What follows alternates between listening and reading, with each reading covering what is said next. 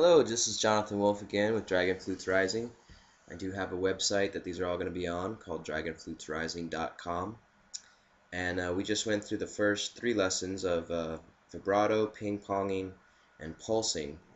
And those are different manipulations. There's a lot more to come after that too, as far as just different techniques to create different sounds with your flute. These are Chinese cultural flutes that I hand make. They're known as shaos. And we're going to go into what I call phrasing.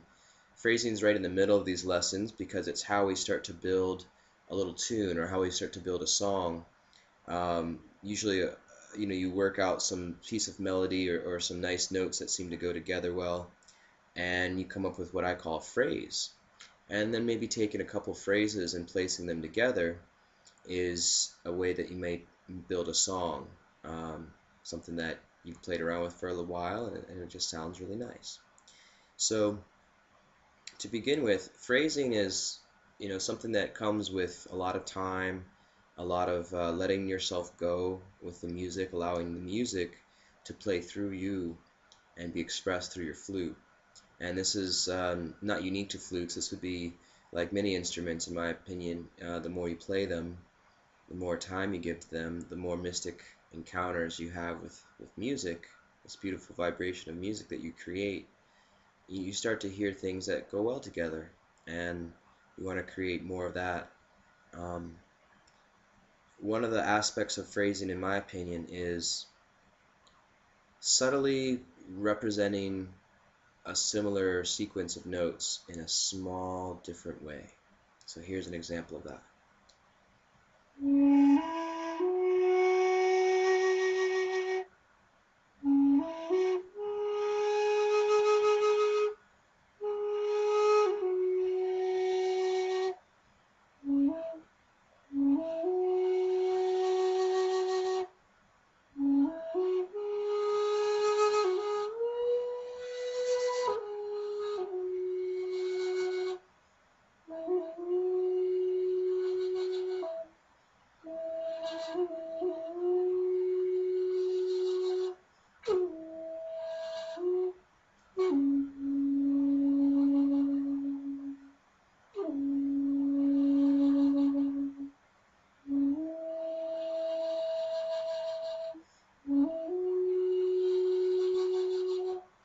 So you can hear that I keep repeating. There's a little patterning there where you can hear the repetition in the sound, and that's appealing to the human ear most of the time. The recognition of pattern within music is what creates beautiful music for most people, because it's a recognition pattern that occurs, and we start to make sense of the notes. Whereas a chaotic and random assortment of notes being played usually has a discordance, which the human ear can't seem to recognize a pattern in.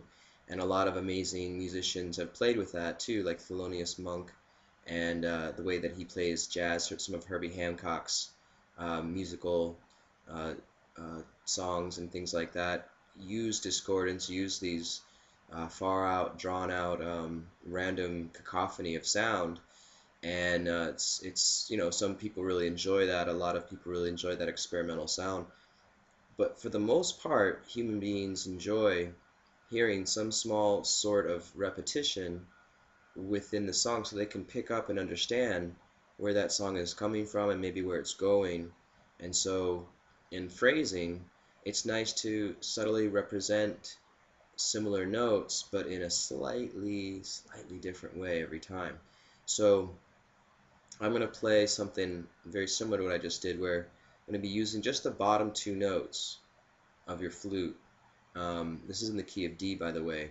So I'm just going to be playing these bottom two notes, and I'm going to subtly change up how I represent them in a time and space.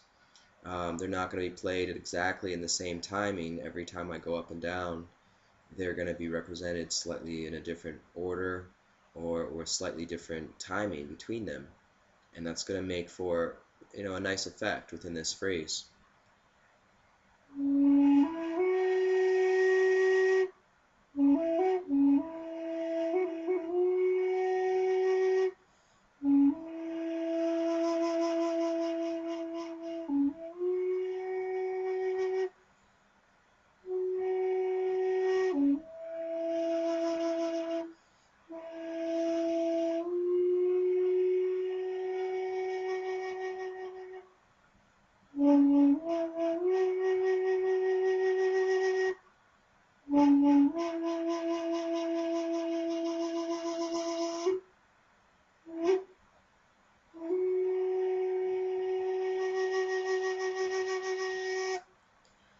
So you get the idea.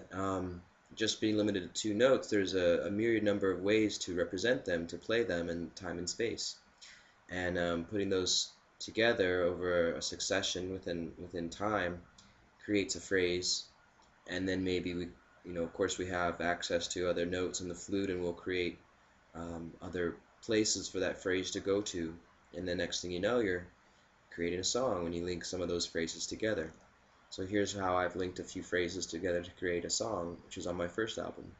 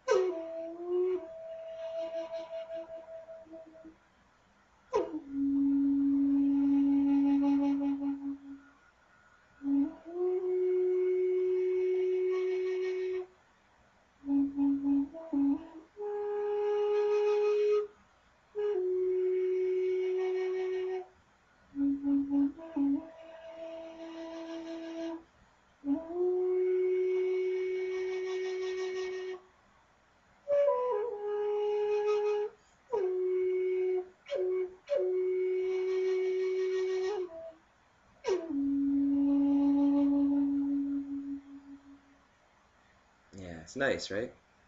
So that would be, you could count that as one long extended phrase, or you could see how it's broken up into using just the bottom notes for majority of the song, and then the upper phrase would be some of these higher notes that tie into it, and how you can go from, say, playing a high note to then covering three notes in a row to get a lower sound, so that becomes a succession.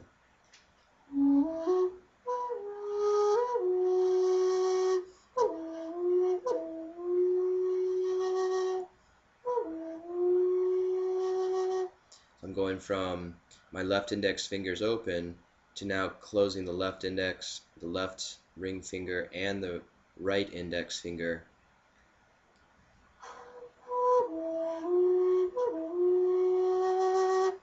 And it creates a nice difference in the sounds there, kind of jumping from one note to the next rather than playing in a complete sequential order, which would sound something like.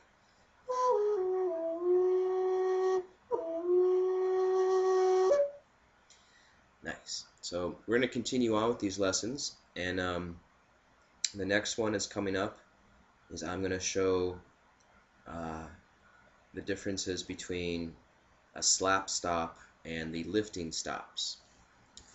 See you soon.